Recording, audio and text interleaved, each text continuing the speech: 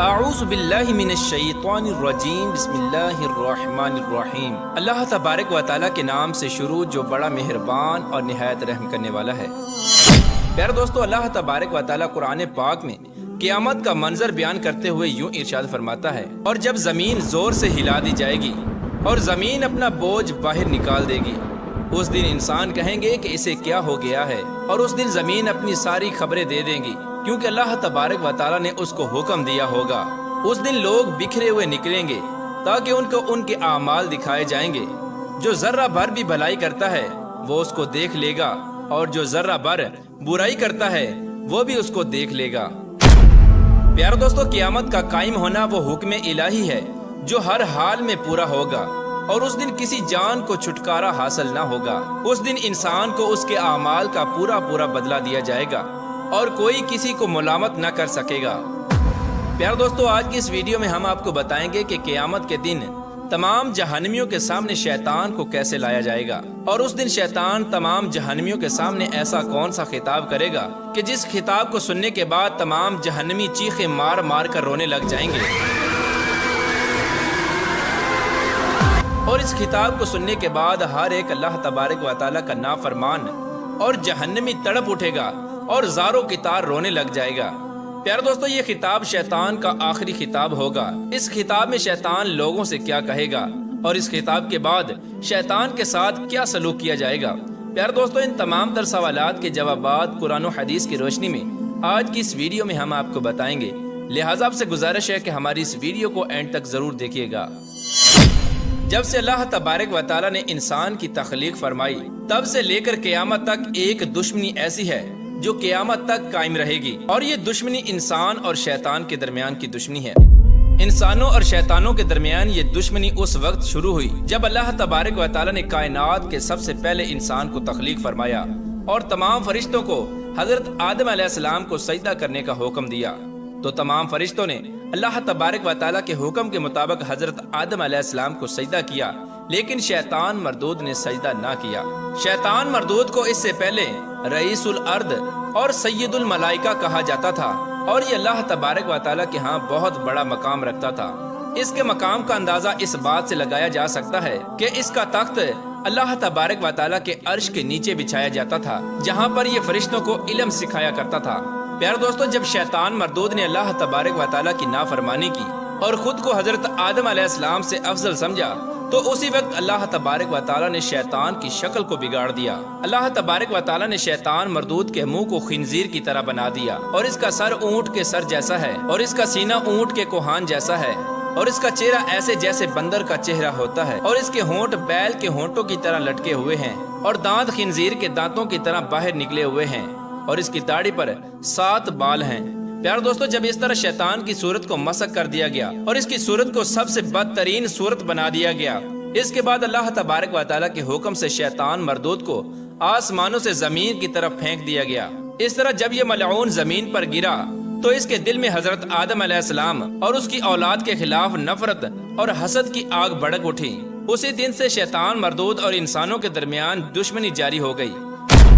شیطان مردود اب حضرت آدم علیہ السلام کی اولاد سے اپنا بدلہ لینا چاہتا ہے، اور وہ چاہتا ہے کہ وہ لوگوں کو زیادہ سے زیادہ اللہ تبارک و تعالیٰ کی نافرمانیوں کے اندر مبتلا کر کے اور حرام کاموں کے اندر ڈال کر ان کو جہنم کا مستحق بنا دے اور اپنے ساتھ جہنم میں لے جائے۔ لیکن اللہ تبارک و تعالیٰ کے نیک بندے شیطان مردود کے بہکاوے میں نہیں آتے۔ پیارے دوستو، اس بات کے اندر کوئی شک نہیں کہ جس کام کا آغاز ہوا اس کا اختتام بھی ہونا ہے، اور جو چیز مارز وجود میں آئی اس کو فنا ہونا ہے۔ پیارے دوستو، جب دنیا کا اختتام ہونے لگے گا تو قرب قیامت حضرت عیسیٰ علیہ السلام تشریف لائیں گے۔ حضرت عیسیٰ علیہ السلام کے بعد اس دنیا کے اندر ایک خوبصورت خوشبودار ہوا چلے گی، جس ہوا کی وجہ سے تمام زمین پر رہنے والے مسلمانوں اور مومنین کی روحیں پرواز کر جائیں گی۔ اس وقت زمین کے اوپر کوئی بھی مسلمان باقی نہ رہے گا۔ اس وقت زمین پر صرف کافر اور مشرک لوگ ہی باقی رہیں گے۔ اس وقت یہ تمام کافر اور مشرک لوگ اس روئے زمین پر 40 سال تک زندہ رہیں گے۔ اس عرصے کے دوران کسی کافر یا مشرک کی اولاد پیدا نہ ہوگی، اور نہ ہی کوئی بچہ اس دنیا میں آئے گا۔ اس وقت روئے زمین پر رہنے والے تمام لوگوں کی عمر 40 سال ہوگی، اور کسی کی بھی عمر 40 سال سے کم نہ ہوگی۔ پیارے دوستو، یہ دور وہ ہولناک دور ہوگا کہ جس دور کے اندر کسی کو بھی قیامت کی کوئی پرواہ نہ ہوگی اور کسی کے ذہن میں قیامت کا تصور تک نہ ہوگا۔ ہر انسان اپنے اپنے کاموں میں مصروف ہوگا، کوئی خرید و فروخت کر رہا ہوگا تو کوئی اپنا کاروبار سنبھال رہا ہوگا۔ اسی طرح تمام لوگ اپنی اپنی زندگی کے معاملات میں مصروف ہوں گے، اور ادھر اللہ تبارک و تعالی حضرت اسرافیل علیہ السلام کو سور پھونکنے کا حکم دے گا، اور حضرت اسرافیل علیہ السلام اللہ تبارک و تعالی کے حکم کے مطابق پہلا سور پھونکیں گے اور قیامت برپا ہو جائے گی۔ پیارے دوستو، یاد رہے کہ قیامت کافروں اور مشرکوں پر قائم ہوگی۔ قیامت کے قائم ہونے سے پہلے تمام مومنین کو اس روئے زمین سے اٹھا لیا جائے گا۔ حضرت اسرافیل علیہ السلام کے سور کی آواز شروع میں باریک اور سریلی ہوگی، جس کو ہر انسان کان لگا کر سنے گا۔ پھر یہ آواز آہستہ آہستہ تیز اور ہولناک ہوتی چلی جائے گی۔ جیسے جیسے حضرت اسرافیل علیہ السلام کی سور کی آواز بڑھتی چلی جائے گی، ویسے ویسے لوگ بے ہوش ہونا شروع ہو جائیں گے اور مرنے لگ جائیں گے۔ اس وقت آسمان ٹکڑے ٹکڑے ہو کر بکھر جائے گا، اور زمین کے اندر ایسا زبردست زلزلہ آئے گا کہ زمین ریزہ ریزہ ہو جائے گی، اور پہاڑ ریزہ ریزہ ہو کر گرد و غبار کی طرح اڑنے لگ جائیں گے۔ اس دن چاند، سورج اور ستارے بے نور ہو جائیں گے۔ اس طرح قیامت قائم ہوگی اور دنیا کی ہر چیز فنا ہو جائے گی، یہاں تک کہ اللہ تبارک و تعالیٰ کے مقرب فرشتے اور خود حضرت اسرافیل علیہ السلام بھی فنا ہو جائیں گے۔ اس وقت اللہ تبارک و تعالیٰ کی ذات کے علاوہ کوئی بھی ذات موجود نہ ہوگی۔ اس وقت اللہ تبارک و تعالیٰ ارشاد فرمائے گا کہ آج کس کی بادشاہی ہے؟ کہاں گئے دنیا کے اندر غرور اور تکبر کرنے والے، اور کہاں گئے دنیا کے بڑے بڑے بادشاہ؟ اس وقت اللہ تبارک و تعالیٰ کی ذات کے علاوہ کوئی بھی موجود نہ ہوگا جو اللہ تبارک و تعالیٰ کی اس بات کا جواب دے سکے۔ پھر اللہ تبارک و تعالیٰ خود ہی ارشاد فرمائے گا کہ آج صرف اللہ تبارک و تعالیٰ کی ذات واحد قہار کی بادشاہی ہے۔ پیارے دوستو، اس کے بعد اللہ تبارک و تعالیٰ سب سے پہلے حضرت اسرافیل علیہ السلام کو دوبارہ زندہ فرمائے گا، اور حضرت اسرافیل علیہ السلام اللہ تبارک و تعالیٰ کے حکم کے مطابق دوبارہ سور پھونکیں گے۔ اس سور کے بعد تمام انسان، جنات اور ملائکہ اور تمام تر مخلوقات دوبارہ زندہ ہو جائیں گی، اور تمام لوگ اپنی اپنی قبروں سے اٹھ کر میدان حشر کی طرف روانہ ہو جائیں گے۔ پیارے دوستو، میدان حشر کو ملک شام کی سرزمین میں قائم کیا جائے گا، جہاں پر تمام لوگوں کا حساب و کتاب ہوگا اور تمام لوگوں کے جنتی اور جہنمی ہونے کا فیصلہ سنایا جائے گا۔ پیارے دوستو، جب میدان حشر میں تمام لوگوں کا حساب و کتاب ہو جائے گا اور ہر ایک انسان کو اس کے اعمال کے مطابق جنتی یا جہنمی ہونے کا فیصلہ سنا دیا جائے گا، تو اس کے بعد تمام جنتی جنت میں چلے جائیں گے اور تمام جہنمی لوگ جہنم میں چلے جائیں گے۔ اس وقت اللہ تبارک و تعالی شیطان مردود کو لانے کا حکم دے گا، جو حضرت آدم علیہ السلام اور حضرت آدم علیہ السلام کی اولاد کا دشمن تھا۔ اس وقت شیطان مردود تمام جہنمی لوگوں سے خطاب کرے گا۔ اس وقت شیطان مردود تمام جہنمیوں سے پوچھے گا کہ اے جہنمیوں، تم لوگوں نے اللہ تبارک و تعالیٰ کے وعدے کو کیسا پایا؟ تو تمام جہنمی کہیں گے کہ بے شک اللہ تبارک و تعالیٰ کا وعدہ سچا ہے، اور ہم نے اللہ تبارک و تعالیٰ کے وعدے کو سچا پایا۔ اس وقت تمام جہنمی لوگ جو دنیا کے اندر شیطان کے پیروکار بنے رہے اور اللہ تبارک و تعالیٰ کی نافرمانیاں کرتے رہے، یہ تمام جہنمی لوگ شیطان مردود کو ملامت کریں گے کہ آج تمہاری وجہ سے ہم اس جہنم میں موجود ہیں اور ہم کو یہ دردناک عذاب دیا جا رہا ہے۔ اس کے جواب میں شیطان مردود جہنمیوں سے کہے گا کہ بے شک اللہ تبارک و تعالیٰ نے تم لوگوں سے سچا وعدہ کیا تھا کہ تم لوگ میری پیروی کرو اور میری نافرمانی سے بچو، اور اللہ تبارک و تعالیٰ نے تم لوگوں کو واضح طور پر بتایا تھا کہ شیطان مردود کی پیروی نہ کرو، بے شک وہ تمہارا کھلا دشمن ہے۔ لیکن تم لوگوں نے اللہ تبارک و تعالیٰ کے حکم کو چھوڑ کر میری پیروی کی اور گناہوں کے اندر مبتلا ہو گئے۔ آج تم لوگ مجھے ملامت نہیں کر سکتے، کیونکہ میرا کہنا ماننا تم پر لازم نہیں تھا۔ میں تو صرف اس بات پر قادر تھا کہ تمہارے دلوں میں وسوسے ڈالوں کہ تم لوگ جھوٹ بولو، زنا کرو، بے نمازی بن جاؤ اور شراب نوشی کرو، اور اللہ تبارک و تعالیٰ کے حرام کردہ کاموں کو حلال سمجھو۔ لیکن میں اس بات پر ہرگز قادر نہیں تھا کہ میں تم لوگوں سے زبردستی گناہ کرواؤں۔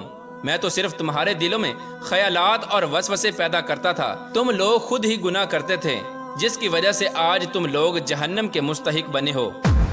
اس وقت شیطان مردود جہنمیوں سے کہے گا کہ آج تم لوگ مجھے قصوروار نہ ٹھہراؤ، بلکہ قصوروار تم خود ہو۔ تم لوگوں نے اپنے رب کو چھوڑ کر مجھے اللہ تبارک و تعالیٰ کا شریک بنایا، اللہ تبارک و تعالیٰ کی نافرمانی کی اور میرا حکم مانا۔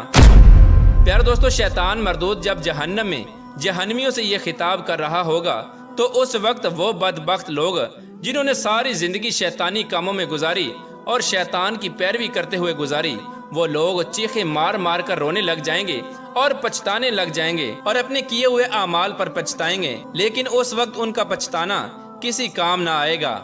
وہ لوگ جو شیطان کے دھوکے میں آ کر جہنم میں چلے گئے ہوں گے، یہ لوگ شیطان کے سامنے زاروں کی طرح روئیں گے اور شیطان سے کہیں گے کہ ہمارے عذاب میں کمی کرواؤ۔ تو شیطان مردود جہنمیوں سے کہے گا کہ آج کے دن میں تم لوگوں کے عذاب میں کسی قسم کی کوئی کمی نہیں کر سکتا اور نہ ہی تم لوگ میرے عذاب میں کسی قسم کی کوئی کمی کر سکتے ہو، اور بے شک ظالموں کے لیے اللہ تبارک و تعالیٰ کا دردناک عذاب ہے۔ پیارے دوستو، اس کے بعد شیطان مردود کو آگ کی زنجیروں کے ساتھ جکڑ دیا جائے گا اور جہنم کے سب سے ہولناک درجے میں ڈال دیا جائے گا، اور شیطان مردود کو جہنم کے اندر تمام جہنمیوں کے مقابلے میں 70 گنا زیادہ عذاب دیا جائے گا۔ پیارے دوستو، اس طرح شیطان مردود اور شیطان مردود کی پیروی کرنے والے لوگ ہمیشہ ہمیشہ کے لیے جہنم کے مستحق قرار پائیں گے اور ہمیشہ ہمیشہ اللہ تبارک و تعالیٰ کے دردناک عذاب میں رہیں گے۔ پیارے دوستو، آج بھی ہمارے پاس وقت ہے کہ شیطان مردود کو چھوڑ کر اللہ تبارک و تعالیٰ کی طرف رجوع کر لیں اور اللہ تبارک و تعالیٰ کی بارگاہ میں اپنے تمام گناہوں سے معافی مانگ لیں۔ بے شک اللہ تبارک و تعالیٰ کی ذات غفور الرحیم ذات ہے۔ اللہ تبارک و تعالیٰ کی رحمت اللہ تبارک و تعالیٰ کے غضب پر غالب ہے۔ جو کوئی بھی اللہ تبارک و تعالیٰ کے حضور سچے دل سے اپنے گناہوں کی معافی طلب کرتا ہے تو اللہ تبارک و تعالیٰ اس کو معاف فرما دیتا ہے۔ اللہ تبارک و تعالیٰ سے دعا ہے کہ اللہ تبارک و تعالیٰ ہمیں نفس و شیطان کے شر سے محفوظ فرمائے اور قیامت کے دن اپنے پیارے حبیب حضرت محمد مصطفیٰ صلی اللہ تعالیٰ علیہ وآلہ وسلم کے صدقے ہمارے تمام گناہوں کو بخش کر ہمیں اپنے حبیب کے ساتھ جنت میں جگہ عطا فرمائے۔